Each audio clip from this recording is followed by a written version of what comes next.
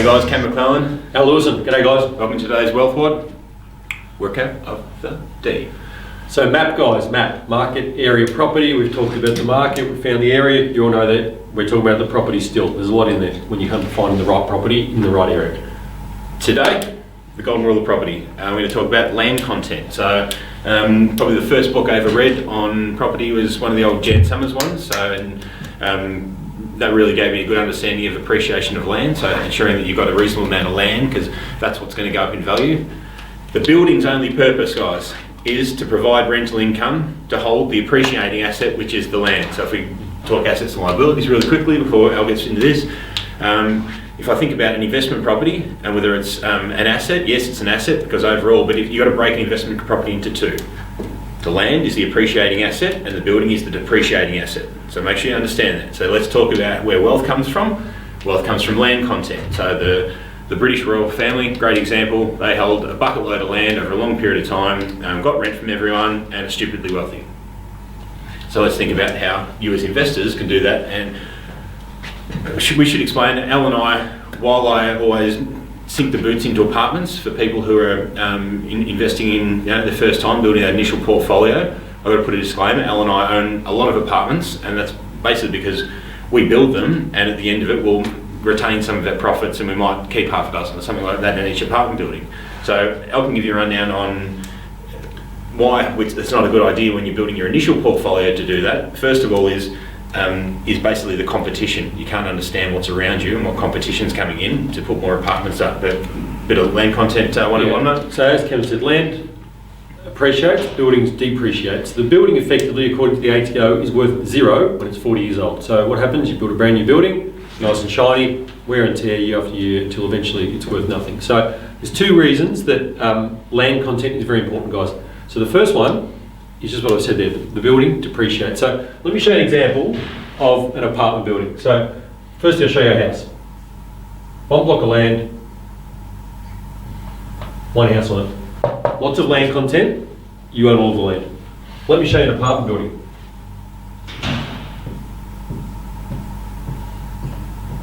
This is 100 apartments, guys. This is also one block of land. Guess what? Your land content, guys, you own one apartment,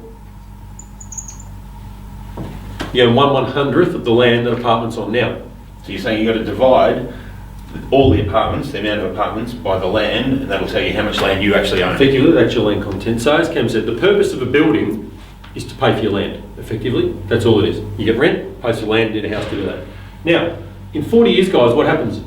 This house, wear and tear, it's worth nothing. So you own 100% of all this land. So you make a decision. You decide for yourself, you're in control. I'm going to knock this house down and build a brand new house. Gravity demolitions would have done that. How much, Jason? How much, Jason? How much time? You build a brand new house, you get more rent, you get more depreciation, you get more benefits. You own 1/100th this apartment building, and this is really relevant, guys. On the Gold Coast on the weekend, we've just put an offer in on a big parcel of land there, right on the beach. There's a 7-level building there. The building will be 60 years old, and it is disgusting. But what had to happen for them to be able to sell that building is all the owners of all those apartments have to have a meeting, get together, OpenCorp convinces them now's the right time, and apparently they've been trying to sell it for 5 years now. They couldn't all get unanimous agreement to sell the building. So they're finally there. What happens, guys? So in 40 years, your building's worth nothing in your apartment building. Some developers like us come along and buy it for underneath what it's really worth. You decide, I'd like to build a brand new one to get the benefits of depreciation, get the benefits of more rent. Guess what? You can't. You own it with 100 other people. They don't want to do it. You're stuck with your building there.